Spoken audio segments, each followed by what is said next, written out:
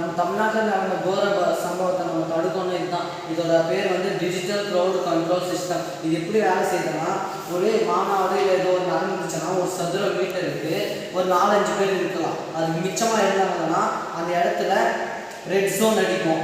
Camera மூலம் அந்த இடத்துல ரெட் லைட் அடிக்கும். அடித்த உடனே கீழே இருந்து ஹைட்ராலிக் ப்ரெஷர் மூலம் கீழே இருந்து பேண்டிகேட் மேலே எழுந்து நிற்கும். சப்போஸ் அங்கே மிச்சக்கிறவங்களாம் சேஃபான்னு கேட்டிங்கன்னா அவங்களாம் சேஃப் பண்ணிட்டுன்னா அந்த கேமரா மூலம் சேஃப் இருக்கிற இடத்துல க்ரீன் லைட் அடிக்கும். சதுர மீட்டர் 3 பேர் இருப்பாங்க, அந்த இடத்துல க்ரீன் லைட் அடிக்கும்.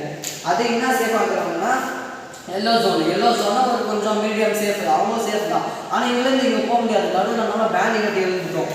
இது கேமரா தான் இது ஃபுல்லு மிச்சம். ஆனால் நம்ம பார்த்து தான் கூட்டம் இன்னும் அதிகமாக வரும்னா ஒரு ட்ரோன் இருக்குது. அந்த ட்ரோனில் கேமரா இருக்கும். அது நாங்கள் 10 மணிக்கு பறக்க விடுவோம். பறக்க விட்ட உடனே அந்த ட்ரோனில் இருக்கிற கேமரா பார்த்து 10 மணிக்கு இப்போ ஒரு 10 மணிக்கு ஒரு 10,000 பேர் வந்திருக்காங்கன்னா 11 மணிக்கு எத்தனை பேர், 12 மணிக்கு எத்தனை பேர் வருவாங்கன்னு அது முன்னாடியே கால்குலேஷன் பண்ணி உங்களுக்கு சொல்லிடுவோம்.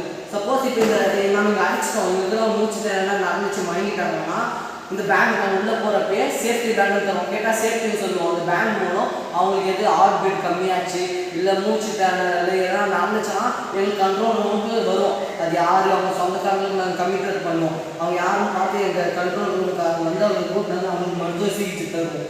சப்போஸ் நம்ம இப்படி விழுந்துட்டோம்னா கூட்டத்தில் நெரிசலில் சப்போஸ் விழ மாட்டோம். சப்போஸ் கூட்ட நெரிசல் இருந்துட்டோம்னா ஆனால் இது சும்மா மலாக இது தூங்கக்கூடாது.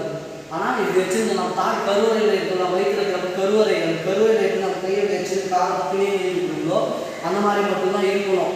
அதுவும் இன்னொன்று, நம்ம மார்பகத்தை காப்பாற்றணும். நம்ம கையை இப்படி வச்சுக்கணும்னா நம்ம மார்பகத்தை காப்பாற்றுற மாதிரி, நம்ம மார்பகத்தை காப்பாற்றுற மாதிரி யாருமே இடிச்சாலும் நமக்கு என்ன ஆகுது. இந்த மாதிரி வந்துச்சுன்னா இப்போ நடந்த கூட்டத்தில் இந்த பேங்க்லும் ஒரு 100 ரூபா 150 ரூபா. ஆனால் நம்ம கூட்டம் இழப்புக்கு தரது 25 லட்சம் அப்படி தரணும். ஆனால் இந்த மாதிரி பேங்க் வச்சுன்னா இது நம்ம உருவாக்கிடலாம். இந்த மாதிரி பண்ணிக்கணும்.